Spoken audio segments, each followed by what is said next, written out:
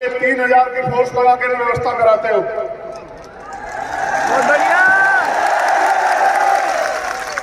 और हमारे लोगों के लिए ये व्यवस्था कराते हो।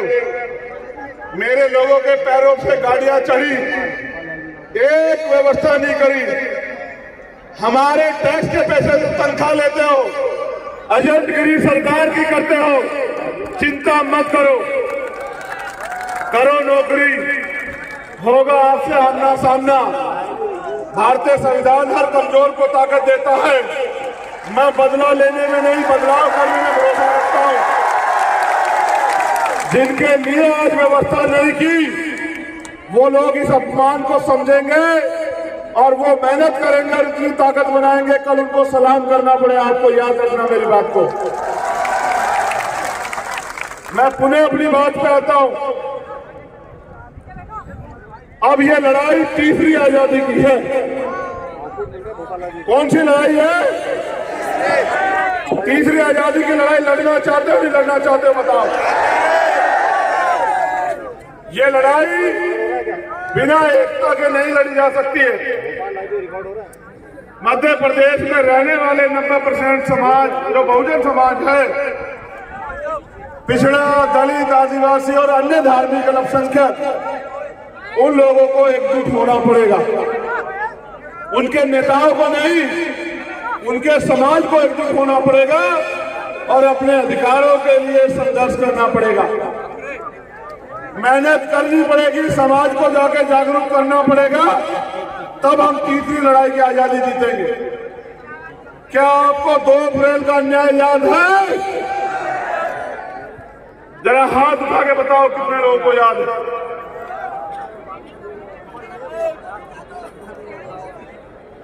अब तो काम से सुनो बेटा, नालायक लोगों का कोई इलाज नहीं है। दोनों हाथ उठा के बताओ 2 अप्रैल का दर्द किन किन को याद है?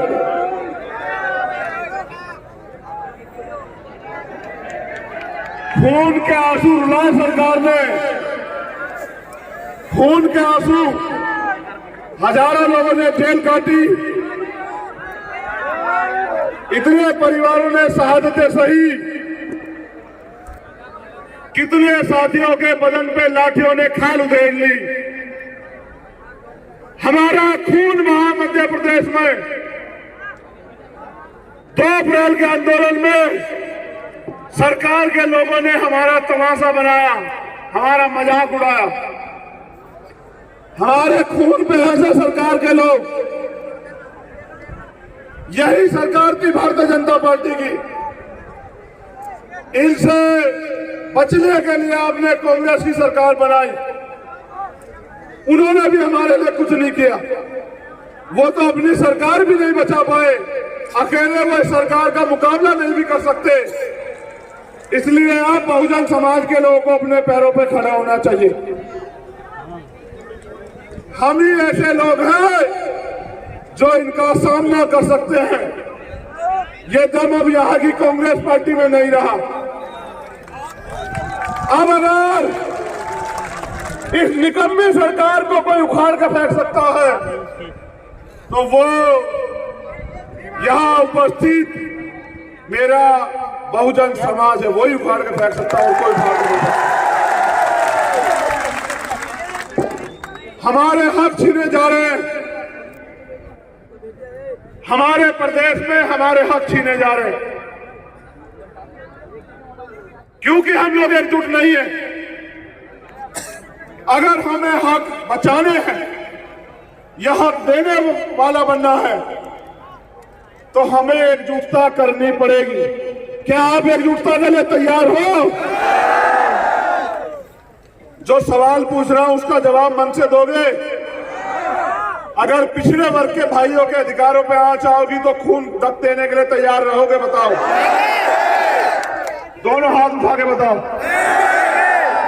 अगर मेरे आदिवासी भाइयों पे न्याय होगा तो संघर्ष करने के लिए, खून देने के लिए तैयार हो क्या? बताओ। और जो यहाँ मेरा आदिवासी और पिछड़े वर्ग का परिवार है, अल्पसंख्यक वर्ग का, मैं अल्पसंख्यक वर्ग के लिए भी पूछना चाहता हूँ, उनके साथ अन्याय होगा तो उनकी लड़ाई लड़ने को लिए तैयार हो या नहीं हो? बताओ। अब मैं इनसे पूछना चाहता हूं, क्या आप इन दलित समाज के स्वाभिमानी लोगों के हक अधिकार की लड़ाई को इनके साथ मिलकर लड़ने के लिए तैयार हो या नहीं हो? बताओ। अगर ये एकता बन जाएगी तो लोग आगे बढ़ेंगे।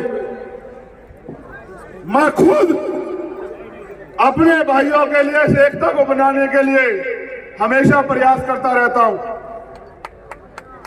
अगर खून भी देना पड़ा तो चंद्रशेखर आजाद का यह वादा, भीम आर्मी का यह वादा, हमारे राष्ट्रीय अध्यक्ष, हमारे राष्ट्रीय महासचिव, हमारे तमाम सीनियर नेता यहां हैं, हमारे प्रदेश के दोनों अध्यक्ष, मैं चंद्रशेखर आजाद आपसे वादा करता हूं, इस एकता के लिए अगर अपने खून का भी बलिदान करना पड़ा बहुजन भाईचारे के लिए तो हम लोग तैयार।